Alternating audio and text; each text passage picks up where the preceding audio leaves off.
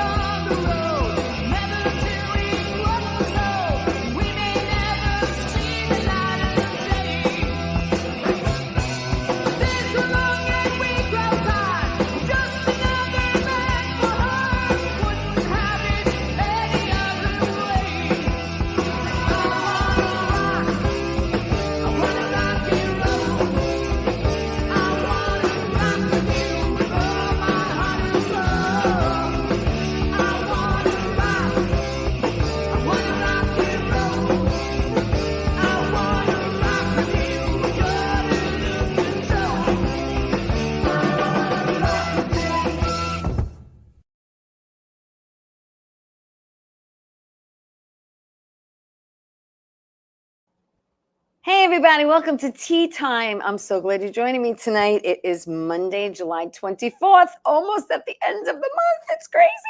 I'm going to talk about my weekend real quick and then get to my guest. I'm very excited because he's in studio. Friday, I really didn't do too much Friday except prepare for the rest of the weekend because it was total nonstop for me.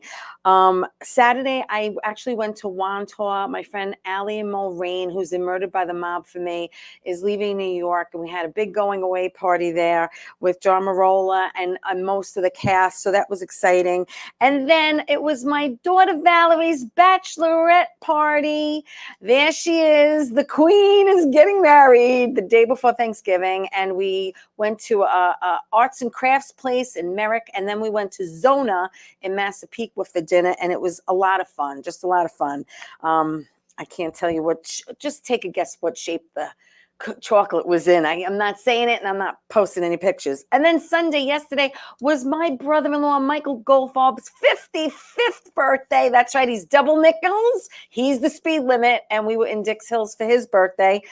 So happy birthday, Mr. Goldfarbio. We like to put a vowel on the end of his name and make him Italian.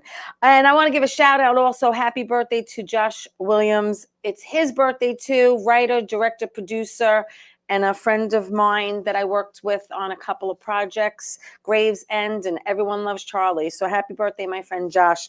Real quick, Rescuing Families is having their sale. Okay, Rescuing Families, as you know, is a nonprofit. Gina and Vinny renovate homes for people with disabilities. So on Saturday the 5th, they're going to be in, I think it's Huntington and Smithtown. I'm sorry, I can't see it from here. Forgive me. But they're not going to be in Franklin Square. So come out, spend some money. The money goes to a great cause. Thank you so much. Also, one thing before I get to my guest, this is very exciting for me. The Wizards books that I did with Joe Simonera, which we filmed in Lynbrook, is out now on YouTube TV. And thanks to my friend Joe DeBarry, he sent me a scene that I'm in. I have an accent. I don't look the same. But we're going to play the clip real quick and then get to my guest. Children, you must listen to your teacher. Do you understand? Well, there's going to be some bad consequences. You're all going to have to eat salty snacks. Now behave and do what you said.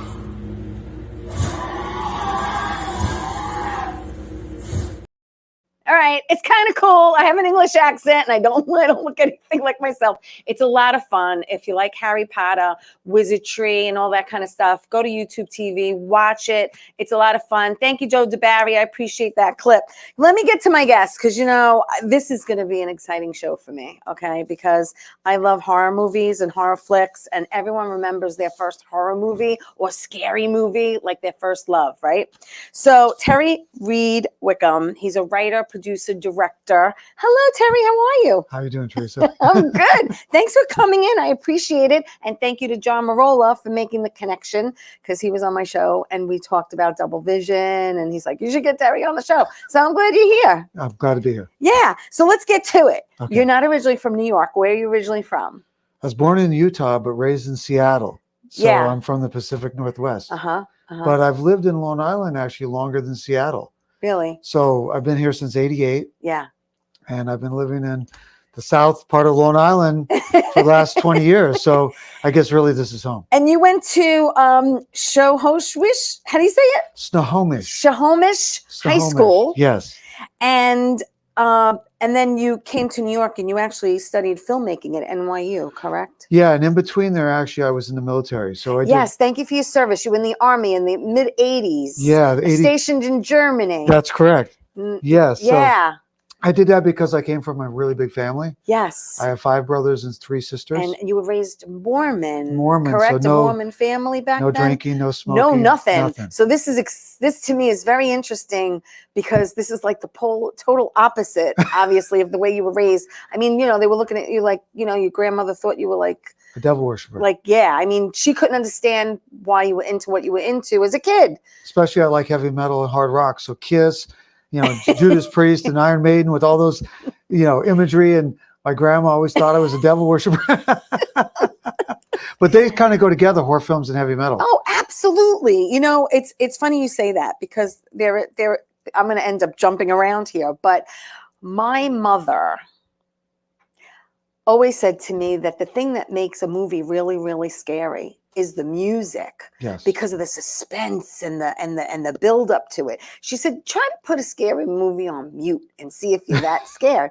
And what's ironic is that my mother's first scary movie, because I want to go back a little bit. You actually saw your first scary movie when you were like 6 or 4 years old. 4 years old, you saw your first scary movie. Yeah. I want to know what that was.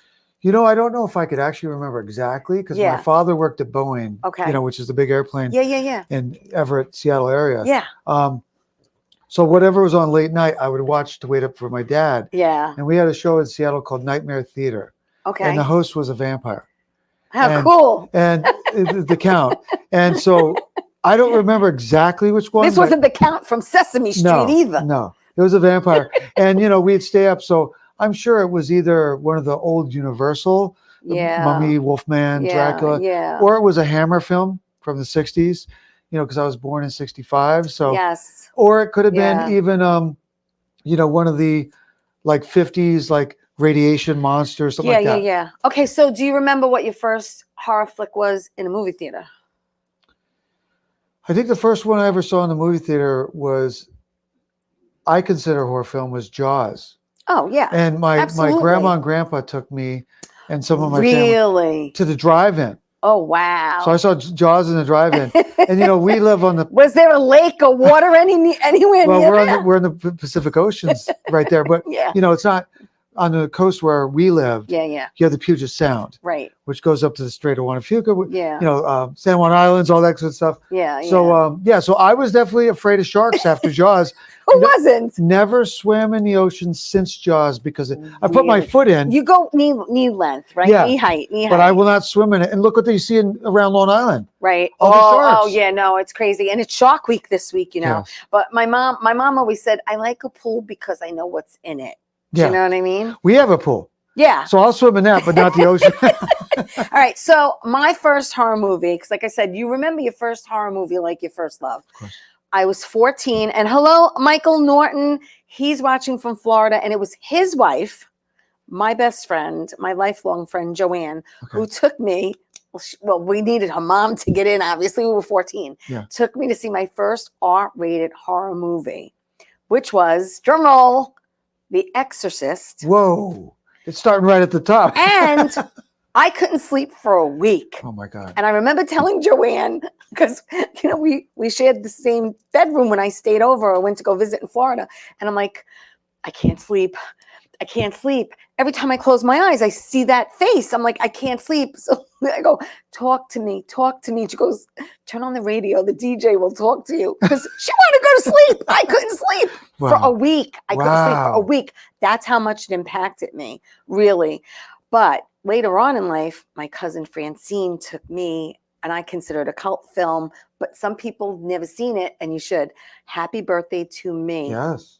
Great slasher film. Loved it. Yeah. Loved it. Loved it. I could watch it over and over again. And it's sick. It's sick that I want to watch it over and over again. But it's crazy because it had twists and turns and, you know, like the girl from Little House on the Prairie was in it. Yes. And so that, I mean, I didn't like The Exorcist, but I did like all the other types of genre films, like the John Carpenter, and I did a movie with Fred Carpenter. That's why his name popped into my head. John Carpenter and all those types of films. Some people like to get scared, right? They like to get scared. I don't know why that's a phenomenon. I haven't figured that out yet. But what I want to know is, you were so good at it that in school, your teacher, because you saw John Carpenter's The Thing, and you went crazy over it. So crazy that your teacher actually let you teach the class about the movie The Thing. Yeah, it's really crazy because talk about John Carpenter. The one that really hit me the hardest as a boy was in '78 when Halloween came out. Right. And I saw that and it stayed with me. I just like you, I couldn't get Michael Myers. I remember I was playing baseball the day after watching it. Right. It wasn't a game. It was actually just friends. And I was on the mound pitching. And I kept thinking about Michael in the clothesline. Michael sitting up, behind Jamie Lee Curtis, coming out of the closet in the hallway there. Yeah. And I remember I didn't know at that time exactly what, but that's what got my interest to get involved with filmmaking. And I didn't know anything about it. It was very innocent and yeah. But I started thinking about movies more after that film. And then 4 years later, I went and saw The Thing in '82 on the first weekend it came out. And what was so crazy was, during the movie, even seeing the opening credits, it didn't hit me that was him. Right. Because I didn't really know his work yet, like so closely. Right. But when we left the theater, and I saw it during the day, I remember it was daytime. I walked out. It's always weird seeing a horror movie and then walking out in daylight. I look up at the poster and I see his name, and then it hit me. I was like, wait a second. That's the same guy's name. And to myself, not out loud, to myself, I said, he did that to me twice. Wow. I want to do what he did to me twice. So that's why if you look at Double Vision, Terry R. Wickham's Double Vision, because John Carpenter's The Thing. I know, I like that, and I caught that. I know. Okay, we don't have to take my first break yet because I'm just so excited. I'm just so excited about the whole show. But getting a chance to teach that class. Yes, you taught the class. What was crazy when I look back on it, I didn't know anything really about directing. Right. But I knew a lot about horror films. Yes. And I knew at that point a lot about John Carpenter. Yes. Because I started researching stuff, and I'm very obsessive. And so I just dove in, go back to watch his first movie, Dark Star, and Assault on Precinct 13, and The Fog and Escape from New York, all that stuff in between. So at that point, but I think back on it, I didn't really know what I was talking about, but I knew the movie. Right. So you talked about what you knew. Yeah, and I was a senior, and I taught my own class. And that teacher, that's great. What's crazy is that teacher, that was my TV productions class. But my art teacher, which I was also doing, I thought at first it was going to be makeup. Right. Because if you remember back in those times, you had Rick Baker with American Werewolf in London and Rob Bottin with the Thing and another great movie. Howling. Yes. So I thought at first it was makeup effects. Right. Which Tom Savini, like Friday the 13th and Dawn of the Dead. Yes. So I was kind of getting involved in that sculpturing a lot. Yeah. Do you know my art teacher gave me my own class by myself? Wow. And I was making monsters, not rubber. Right. And not mechanical. But out of clay and stuff. Right. I got crazy stuff. Oh my God, that's wild. It's crazy. But John Carpenter's The Thing, the original was from 1951. Yeah. And that was the first scary movie my mother ever saw. Wow. And she said to me, it scared the crap out of her. And I'm thinking, this is going to be really, really scary. And when I watched it, I'm going, it's just a guy looking like he's pale. And I was like, and a big head. This scared my mom. I was like, really? But back then, like The Blob and all those movies, that was considered, because I was like, Mom, the movie really didn't scare me. But when you do watch it, the concept of it is scary. Right? So I know Carpenter was a big fan of it. Yes. Yeah. Because he saw it as a boy. And my mother loved Escape from New York. That was like one of her favorite movies. Oh, yeah. You know, the concept and just everything from soup to nuts. So many movies copied it, try to copy it too. Yes. Very influential. Yes. So obviously John Carpenter inspires you, to do your own work. And you know what it is when I think back to that time, and a lot of the directors feel the same, especially of my age or around my age or a little younger. Unlike today's movies where you can't tell the director's style because so much of it is digital, whether it's a fake background. Yes. So to me, when I watch a lot of movies today, and I'm not saying all movies, you don't see that director's signature on it. Right. You might see the visual effects house. Right. But you can't tell these guys who they are. But back then you could tell a George Romero movie, a David Cronenberg movie, a Brian De Palma movie, a Hitchcock movie, Spielberg. These guys had like a style and Carpenter did his own music. Yes. He always shot in anamorphic widescreen. Right. That was very uniquely him. And that's something I've tried to carry. If you watch Devil's 5, my 3 episodes within that feature, or Double Vision, or even upcoming Anomaly, you will tell that's me. Yeah. And that's cool. It's nice that, you know, hey, that's a Terry Wickham film. Yes. Now, you go by, do you use your middle name at all? I use my middle initial because my father's middle initial who's passed away. Okay. He, believe it or not, his whole middle name is A, because he was actually named after his mom, Anna. Oh, okay. So he couldn't give I wasn't sure, because there was some places where you're using it and some places where on Facebook it makes me have Reed. Right. But on all my movies you'll see R. Wickham. So it's basically kind of honoring my father. Right. In a way because my father's name is Reed. Right. So Terry R. Wickham. All right, that's cool. All right, so listen, we are going to take my first break. I'm so excited Terry's here. He is amazing. John Carpenter inspired horror flicks. I watched 2 of them. We're going to get into that later, but there's so much more to talk about when we come back. Stay right there. We'll be back after this.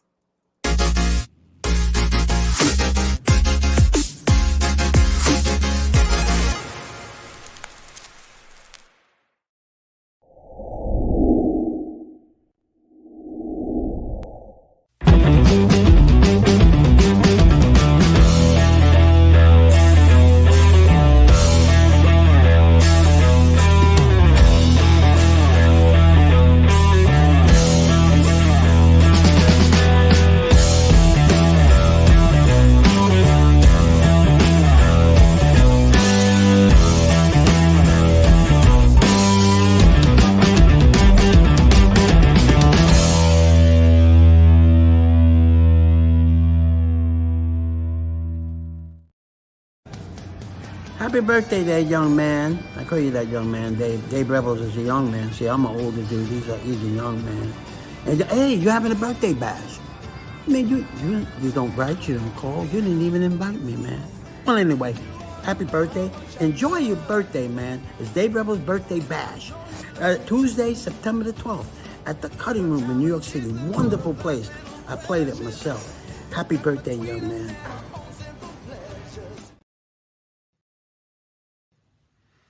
Well, hi there, Theresa. It's John York from General Hospital. I am just checking in because apparently you have a great talk show called Tea Time on Strong Island TV. I want you to have continued great success and have a lot of fun. It sounds like you're having a lot of fun, and that's pretty much the key to everything, isn't it? So continued success. I'm proud of you. Have a great day, Theresa. Bye. Hey, welcome back, everybody. I want to give some shout outs to Michael Norton and Bruno and Ann, Kathy Arnold, Anthony Grazadeh. I don't know where Greg DiFilippo is. Listen to me. You like horror flicks? You like to be scary? This man to the left of me is the man who does it. He's a writer, producer, director, lives on Long Island, Terry R. Wickham. And I'm excited. I watched 2 of his movies, and you can too. We're going to get to them and talk to him about them. But I want to come. Oh, and just real quick, Dave Revels. Dave Revels is going to be at the Cutting Room September 12th. Dave Revels sang with the Drifters and the Persuasions. Wow. So if you're free September 12th, it's his birthday show. Go check him out. I had him on my show a couple of years ago for my Valentine's Day show. He sang a lot of originals here, and I'm sure I'm going to have him back. So I love you, Dave. So Terry, because I know you're into music too. You're into music. You're an avid reader. You could read like 10 books at one time. Crazy. And I wanted to bring you a book and I left it home. So I'm going to have to give it to you another time. A friend of mine wrote it. It's based on his life. It's it's called Suburban Gangster. I think it's a fast read. And I think I couldn't put it down. I kept on going, what? He needs like a wood shampoo against his head. When is he going to wake up? When is he going to wake up? You know what I mean? Like people, have to hit the wall. How many times before they go around it? Do you know what I'm saying? Mm-hmm. So anyway, getting back to you, John Carpenter, big influence. And so you did back in the day when you were done with all your school, because you also did go to HB Studios, you went to American Film Institute, it's no joke. I mean, you had a passion for this and you were going for it. But you also started years ago, you did different genres. You actually did music videos. Yes. And I think that's actually where it first started for you, right? It is, yeah. The first time I really directed on my own, not the TV production class in high school, because you can't consider that. No. But though I was kind of leading the charge of one of the movies we made there, I wasn't really directing it. So the first time was in '86. I was in the Army. I was in Germany. Yes, you were. And Thank you for your service again. Thank you. Yes. The band, the band Pantera, which is a heavy metal band. Yes. Which I'll be seeing live with Metallica in 2 weeks at Giant Stadium or MetLife Stadium. I think my future son-in-law might be there. Okay, good. Yeah, because the whole weekend. Huge Metallica. Huge. But Pantera used to have a different singer. Okay. And now, of course, the two brothers are dead. Right. So anyway, with the original incarnation of Pantera, there was a song called Come On Eyes on their third album, which was like 85, 86. And I did a music video with soldiers playing actors in Kaiserslautern, West Germany, because that time was divided. Right. And that was my start. And that was a music video. And I call it amateur music video because didn't have permission from the band to sell it. Right. So it's really it's like a little movie it's to a a song. labor of love, really. So like you're basically taking songs and making like little video vignettes or like just a quick story to go with the song. Yeah, and you still had to write it, direct it, and edit it. You did a lot of them. I did about 30. You did a lot to a lot of different types of music and artists. Even New Age, Madonna. I think you did Madonna. Madonna, George Michael. Yeah. Aha, which is like a new wave band. I remember Aha. Yeah, Metallica. Take Me On, right? Take Me On. Yeah. Hey, we're going back, people. We're going. But again, those were all amateurs, so I couldn't really show them. Right. Now some of them I put on YouTube. Yes. If I can find them. Yes. Because they're down in my crawl space. Yes, you can. Yeah. So. You can. You definitely can. But like I said, you started out with these videos, and then of course you did shorts. Yes. You did a lot of shorts. And I did a couple of professional music videos for bands after doing a few of those. Michael Knight, which is a guitar player. Oh yeah. Long Island, he's no longer alive. Good friend of mine. Yeah. Trash Can Baby, which is also Long Island. Voodoo Storm, I think one of the best bands ever from Long Island, hard rock. Sound like Alice in Chains, but a little heavier. Yeah. They play, I think, every once in a while still. John Bland, do you know John Bland? Yes, I know John. I've had him on my show. He was in one of my movies, Evil Streets, back in the late 90s. I'm gonna have to send this to you. Yeah, so John and I. John had a female artist at the time he was managing. I was hoping to do a video for her, but that never happened. But anyway, so stuff like that. Wow, that's awesome. It really is awesome. So yes, you've done music videos back all the way 86. You did also a model portfolio video. Yeah, when I think back to my career, that might have been the thing that I got the least creativity from, was shooting this pretty girl. Well, because there wasn't, there's not too much to do there. And she wasn't naked, but she was in bikinis and little outfits, and we're sitting there, we did the best we could. Yeah, speaking about naked, you do show some skin in your movies. There's some boobage going on. And if it's me, because everyone's like said to me, would you do nudity? Mm-hmm. I pay attention, people. And I said to them, quite honestly, if the storyline called for it. Yes. Okay. Because a friend of mine who's in LA did a nude scene. She was in a shower, and you're not taking a shower with your clothes on, right? Of course. So it was just a quick shot of her getting out of the shower. Yeah. Really, really quick. But I said, if it called for it, if it made sense, I would consider it. Yeah. But I'm going to get a lot of money for it. A lot of money. A lot. Well, when I did Evil Streets, which obviously you didn't get to see because it's not even out anymore.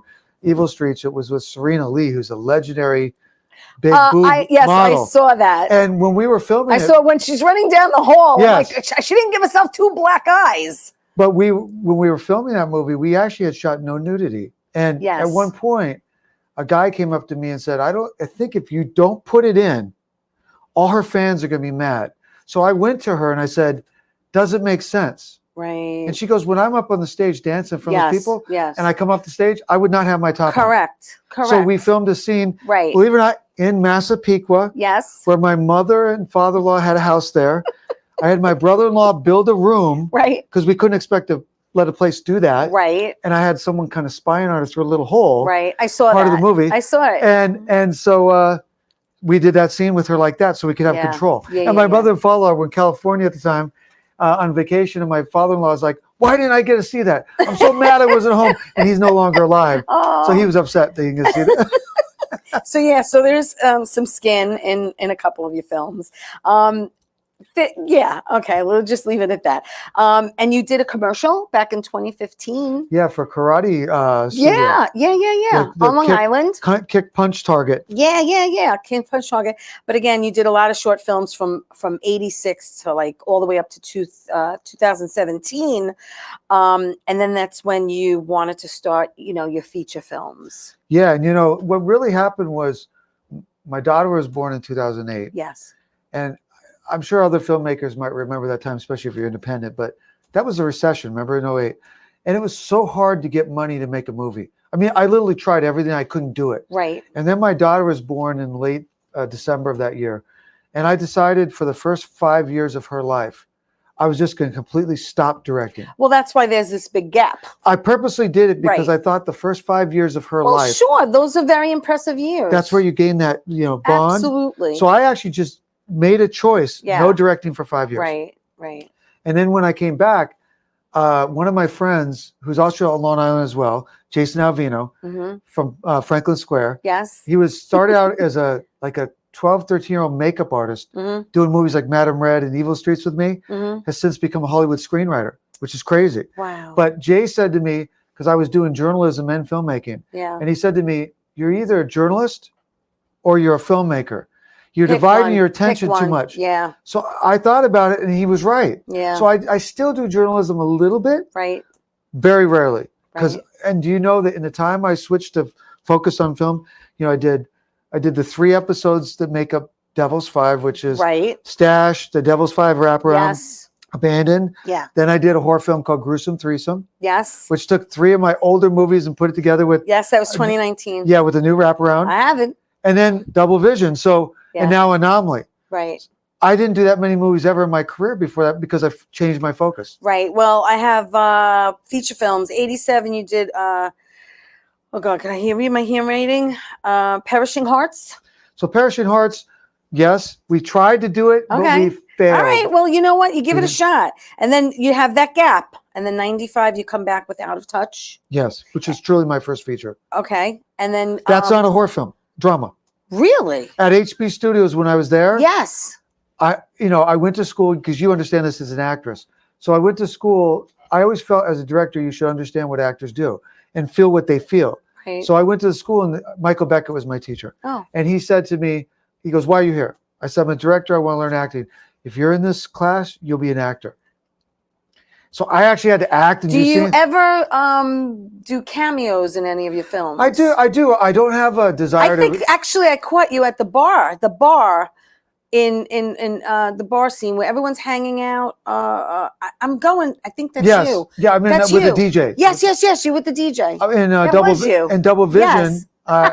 Did you see the Double Vision cameo? Yeah, I caught it. I wore a Hitchcock shirt. Okay. Because I'm doing a cameo like Hitchcock.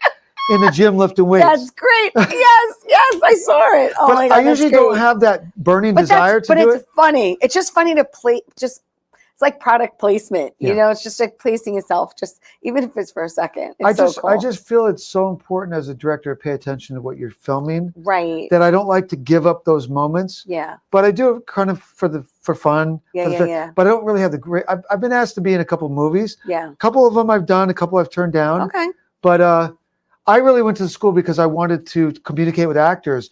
And if you watch my films, the actors usually very high level. Yeah. Then after that, you did in '96. You did The Downfall of Johnny Garrett. So the Downfall of Johnny Garrett, Stash are both part of Evil Streets. Right, this all part of that. And then you did Evil Streets. You did Anomaly. Started in 2008. 2008, Kind of. 07, 08. So I tried to do it, but that's when the recession was, and that's where I basically stopped trying to do that at that time. Okay. And then I said, let me wait till I have more resources, more experience. Right. And when COVID hit, yeah, that's why I decided I'm doing that next. All right, and then we have a poster of The Devil's Five, which actually, it should be the first one, which actually won an award. Tell me about the award that it won. It was in the Hell's Kitchen NYC Film Festival. Festival, right? And it was up, and it won Best Horror Film. Right. And if you go on, you got to lean forward. Okay. The chairs. It's a little wobbly. Lean that way. If you go on YouTube, you can actually see me get the award. Oh yes, I we put have it a up on picture of you holding an award. I don't know if that's it, but is that the award? That's when I got it for Best Thriller for Double Vision. Okay, all right, so cool. That was 2 years later. All right, and then after Devil's Five, you did Abandoned. Yeah, so Abandoned's part of Devil's Five. Oh, it is. So It's Devil's all, Five, like you said, it's the five stories. Yeah, about it's the five and one. Okay, we're gonna take a quick break, and when we come back, we are going to talk about Double Vision. Don't go away. We'll be back after this.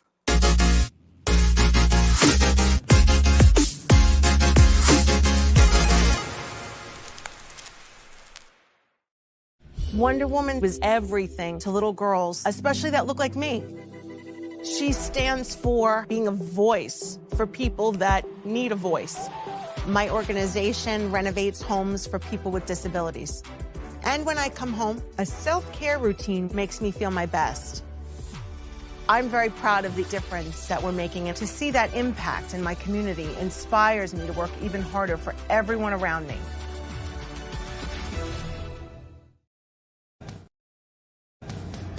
Happy birthday there, young man. I call you that young man, Dave. Dave Rebels is a young man. See, I'm an older dude. He's a young man. And hey, you're having a birthday bash. I mean, you don't write, you don't call. You didn't even invite me, man. Well, anyway, happy birthday. Enjoy your birthday, man. It's Dave Rebels' birthday bash. Tuesday, September the 12th, at the Cutting Room in New York City. Wonderful place. I played it myself. Happy birthday, young man. How you doing? It's Sal the Voice Valentinetti. Why are you watching me? You should be watching Theresa Canastraci Tea Time with Theresa Canastraci Farrell. And make sure you follow Theresa on Facebook. Tea Time with Theresa Canastraci Farrell. We'll see you there. I love the way you say my name. I love. Hey, is that funny? Isn't that cute? I love you, Sal Valentinetti. He was away in Europe and Italy and Spain and everything with his fiance. I'm hoping to have him back. He did my show years ago, and I'm hoping to have him back. So we're going to continue. I'm with Terry R. Wickham, and he's a writer, producer, director of the horror genre. He loves to make people scared, and he has written so many movies. I don't know where you come up with all this stuff. I really don't. But I had seen Devil's Five, and I also saw Double Vision, which you can see on Amazon and Tubi. But what I want to tell you is to find Terry, to see what he's doing. It's Terry Reid, R-E-I-D, Wickham on Facebook. And then it's on Instagram, it's Manta Pics, M-A-N-T-A Pics. But you can check out his website, which is mantaraypictures.com. And that's where everything is. You could see clips, you could see his bio, you could see everything about Terry is on there. So we want to talk about Double Vision because, like I mentioned, I did have John Marola on a few weeks back, and he said, you really need to have Terry on. And he was in that. We have a picture of you and John Marola, which should be the last pic. There you guys are. Yeah. Now, he played the sheriff. Oh, yeah, he played Officer Faustino. Well, yeah, because then he was out of uniform at the meeting. Yes. Thank you. And yeah, so you can put up the poster if you didn't for it. There it is, double vision. And by the way, not to interrupt you, but John's also one of the producers of the movie as well. Yes, he's also one of the producers. Thank you for that. Thank you. I didn't want to leave that out. So now I enjoyed Double Vision. I liked the concept of it. I love the opening. I love it. I think it was brilliant. I think it's genius. I'm not giving anything away, people. You need to see it. I liked it a lot. Wow. I liked it a lot. And I'm going, this is different. It felt so real, like it was happening in real time. Yep. And that's what I liked about it. Great. Especially the opening scene. Great. Yeah. Yeah, Double Vision was my response to having done 4 horror films in a row. And I decided not that I love them, but I wanted to do something different and show a different side of me. Because I can scare people, I feel, very easily. Right. But I wanted to do a love story. So Double Vision actually started out as a love story. And if you watch the first 20 minutes, it's straight love story. Yeah. But then it starts to change and twist and turn. Yeah. And I also wanted the movie to have scenes that had humor. I chuckled a couple of times. Yeah. I wanted scenes where it showed like compassion about friendship. Also the bad side of friendship where someone could double cross you, backstab you. So and I really feel as a director, the genre where you get the most respect from, I feel, is the suspense field. So whether it's Hitchcock or De Palma or, even Scorsese, if you can do that kind of film, you get a lot of respect from not just critics, but I think fans. Right. And I highly respect those directors. So I wanted to step into that field. And it was weird because when I started out, I didn't have any money to make the movie. Right. And a lot of people said to me, why do you even start to even write a movie? You had no budget. But when you put it out into the world, it just comes together. Like is what I'm doing with my next movie. Right. I'm trying to raise almost $700K for my next film, which is way bigger than all my other films. This is your biggest, gonna be It's going to be the biggest one. Right? I wanted a star. Okay, so let's go there. It's called Anomaly. Well, if you want to still talk about Double Vision. Well, all right. So it's up to you. Where do you want to go with this? Let's go back to Double Vision. All right, let's go back to because there is a lot to talk about. So again, how long did that take you to film? Because I know you did film it on the island. Yeah, so we filmed. It was all in Long Island. Rocky Point, Pine Barrens, Deck's Restaurant in Rocky Point. We shot. Yes, and I told you that I had a summer house out in Rocky Point. We used to go lean this way, and used to go to Deck's all the time. Yeah, all the time. I think it's one of the oldest buildings in the whole town. Yeah, and we were saying how it's haunted. Yes. Yeah. And I asked the owner, "Where's it haunted?" So we could sit in that area. And you did. And we did, and we had no problem because I feel ghosts are people, right? And they like attention. Yeah. So we just gave the ghosts attention. Yeah. And they didn't bother us. But Smith's Callahan's Beach in Smithtown. Yes. Yeah. A couple houses in Lindenhurst. Right. A couple places in Amityville. Right. Both north and south. Yeah. So how long total did it take you to do? 18 days we shot the movie in, but we had a problem where 5 or 6 scenes did not get recorded. Oh, I hate when that happens. So we had to shoot 2 additional days. Yeah. One was actually the climax. Right. So we had to reshoot the climax. Right. So it took us 20 days. Okay. But really it was 18 if that wouldn't have happened. Yeah. Which is pretty fast for a 2-hour film. It with is. 28 speaking roles. And your films they're really substantial. I mean, you're not just talking an hour 10. Hello. No. Like you said, they're almost 2 hours. It's exactly 2 hours. And I have to tell you, when I watched Double Vision, it didn't seem that long because I don't think any part really dragged for me. Do you know what I mean? Like I'm like going, how much longer was this movie? That didn't happen. Thank you. One of the things I try to do as a director is I try to give it a directorial flow. And I don't mean to get technical or pat myself on the back, but what I mean by that is, unlike some directors that shoot like traditional coverage, right? I rarely do that. Because I feel that makes your film predictable and you can anticipate shots. So there's 10 scenes I would guess in Double Vision, one shot. It doesn't mean the camera's locked down. Right. In fact, I'd say 70% of the camera work in Double Vision, the camera is moving. Whether it's a steady cam, dolly, slider, jib arm, crane, a drone. The camera is almost always moving. Yeah. So I have like 10 scenes where I didn't want any other shots. It could be a 60-foot dolly shot, whatever. So that gives it a certain flow. Also, I feel that you have to have a certain like editorial. It's all in the editing. It's all in the editing. So I try to, like Jim Cameron, like you watch Terminator or Aliens. Yeah. There's certain ways he ends scenes that connect with the next scene. He's one of my 3 favorite directors. So I try to do that with my work as well. So when I watch Double Vision, I actually see some of Jim Cameron's influence. Most people probably wouldn't see it because it's not like cars blowing up. Right. But Avatar, but I see it. Right. I see it. You know where you got it. It's got a flow. Yeah, absolutely. Propulsion. And as you know, it's all in the editing. I mean, editing can make or break a movie. Yeah. It really is. And I know we're in Long Island. We've got to talk about Long Island. So we didn't have a lot of money. Definitely under $100,000. Okay, all right. And well, a lot of people listen. There's a lot of people that watch who are in indies, who make indies. So this is all good information. The reason I bring it up is because I just want to thank I've done it in blogs and such, and you might have seen it on my website. But Long Island really supported us. We had restaurants give us every meal, but I think 2 for a crew to 20, 30 people a day. I'm talking sometimes 3 different restaurants for 3 different meals. Right. We had places let us shoot for free without permits. Our one permit in Rocky Point. I call that ninja filming. But you get in, you get out. But we actually had a couple where we had permits, but they gave us $25 permit. Right. So I give Long Island a lot of credit. Yeah. Because they supported us. Yeah. It was amazing. That's great. No, it's great. So your next film, Anomaly. Yes. Will you be filming all that on the island? That will be completely shot in New Jersey.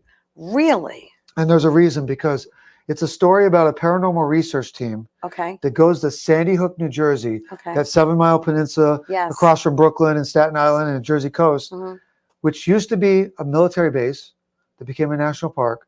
So when I was filming this movie back in 2003 about a female serial killer called Hair of the Dog, which is on YouTube. Okay. You could watch it for free. Cool. A doctor on that shoot told me, why don't you go to Sandy Hook?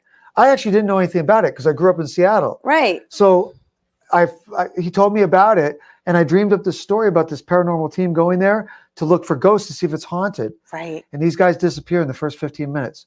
So since the movie takes place in Jersey, New Jersey also has the film tax credit.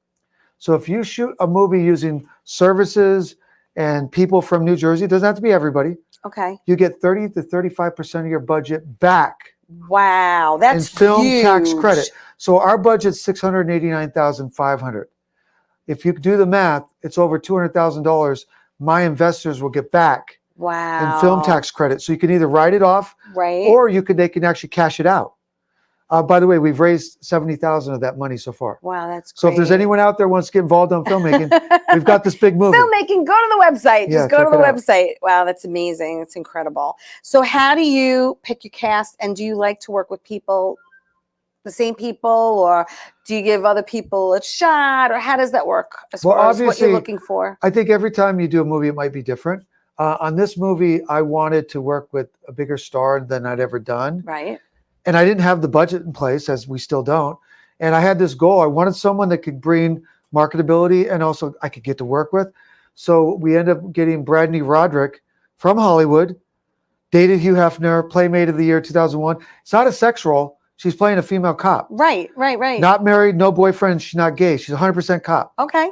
And so Brandy's playing my lead role. Okay. I wanted to work with an actor that had been in a John Carpenter film.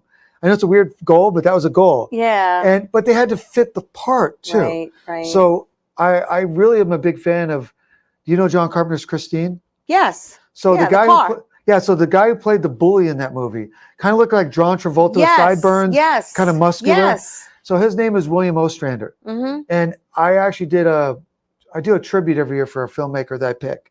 I have other directors come on and we honor these directors. Okay. And we have the same 7 questions every year. Right. We're about to do this year, Jim Cameron. But we had John Carpenter the second year.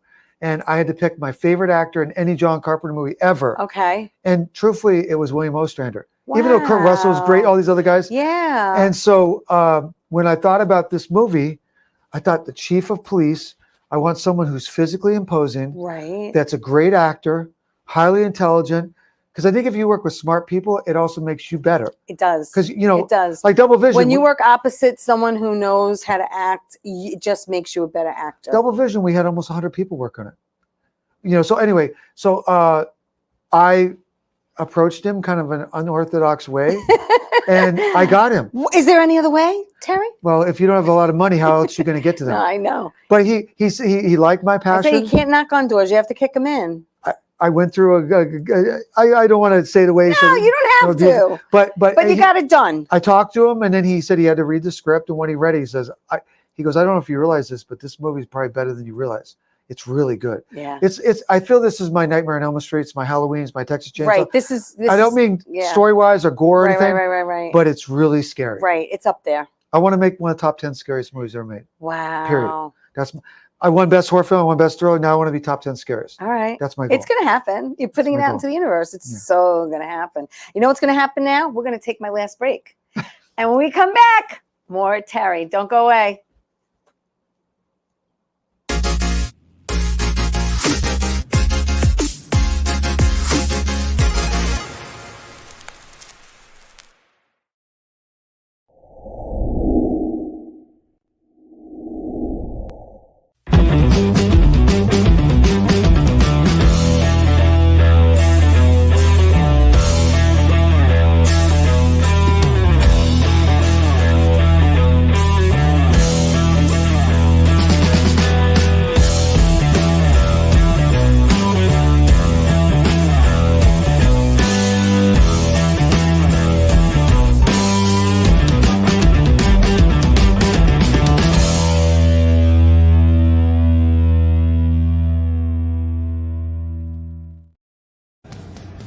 Happy birthday there, young man. I call you that young man, Dave. Dave Rebels is a young man. See, I'm an older dude. He's a young man.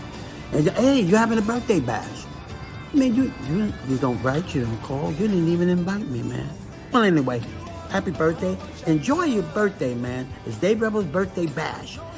Tuesday, September the 12th at the Cutting Room in New York City. Wonderful place. I played it myself. Happy birthday, young man. Doc, who's the best comedian you know? Theresa Farrow. And who's the best actress you know? Theresa Farrow. And who's the best cast member in Bad Boys? Teresa Farrow. Who's got the best radio? Teresa Farrow. Doc, who's your favorite guinea? Teresa Farrow. Who are you loving right now? Teresa Farrow. All right, Doc, I love you too, baby. Love you as always. Thank you. Hey, everybody, welcome back to Tea Time. I'm so good. Thank you, everyone, for watching the show. Please like it. Please share it. Hey, Tea Time is live right now on YouTube and Facebook. And then it goes to Roku TV, Amazon Fire TV, Twitch TV. And we're going to be on TV this Saturday at 11 a.m. on Channel 20 for people on Long Island who get Optimum. I'm with Terry R. Wickham. He's a writer, producer, director of horror movies. He wants to scare your panties right off your body, people. And he, loves John Carpenter films and was influenced by, so many, like top three. John Carpenter, Jim Cameron, and Michael Mann. There you go. There you go. Guys. And so we're talking about Anomaly, which is his next huge film.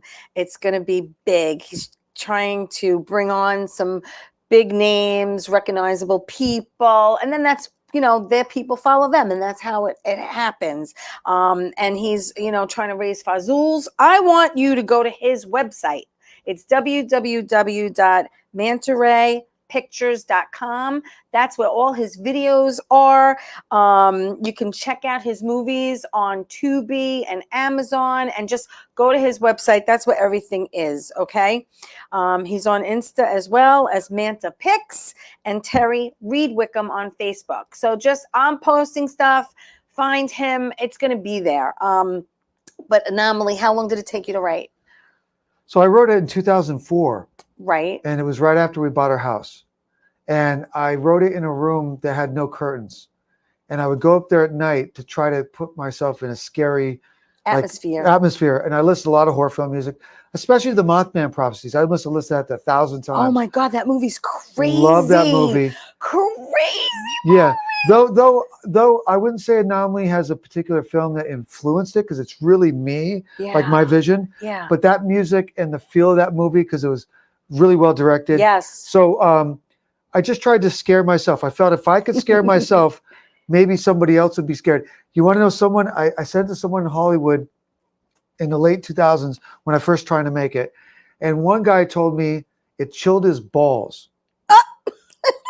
That was the exact quote. Okay. And another actress told me, you got to keep it clean, though. Yeah, sorry. Sorry. On Saturday. Okay, sorry. That's okay. Okay, I'm sorry about That's that. all right. Another girl read it, Yeah. and she said it made her so uncomfortable in her own house. Wow. Which is weird because it's not a devil movie; it's a ghost movie. Right. She would never read it in her house again. Yeah, but you know what it is that it just, listen, I remember seeing a movie, I don't remember the name of it, but Ava and Zaza Gabor, who were sisters, were in this movie. And at the end of the movie, one of them gets burnt to like a crisp. And I'll never forget that night I jumped, she was under my bed. So, it's like things stay with you sometimes, right? Yeah. I mean, I hear things in my house all the time. And my girlfriend, Kristen Tinsley, shout out Kristen, I'm going to send you this. She came over and she's like, well, Sage will, do her thing. And she did. Because there are times when I swear to God, I'm sitting in my living room and I smell cigarettes. Yeah. No one in my family smokes. And I'm thinking, I don't know who that is. It could be my uncle. It could be someone who smoked around. I don't know who it is, but I'm telling you what I experience and I'm not making it up. So how do you explain these things? So yes, when I walk by my kitchen or my den and it's dark in there, sometimes I'll go like this, it's just automatic sometimes. Did you see the Barbara Hershey movie from 1982 called The Entity? Yes. Where she's raped by a demon? It's invisible? Yes. I really feel that when I think about my horror film history, and it's very vast. Yes.